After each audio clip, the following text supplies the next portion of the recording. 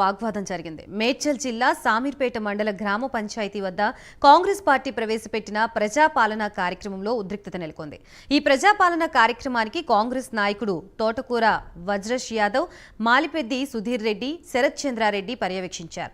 ఈ సమయంలోనే బీఆర్ఎస్ మండల అధ్యక్షుడు సుదర్శన్ కాంగ్రెస్ నాయకుల్ని దూషించారు. దీంతో కాంగ్రెస్ బీఆర్ఎస్ శ్రేణుల మధ్య ఉద్రిక్తత చోటు చేసుకుంది. పోలీసులు జోక్యం చేసుకుని గొడవని సద్దుమణిగేలా చేశారు.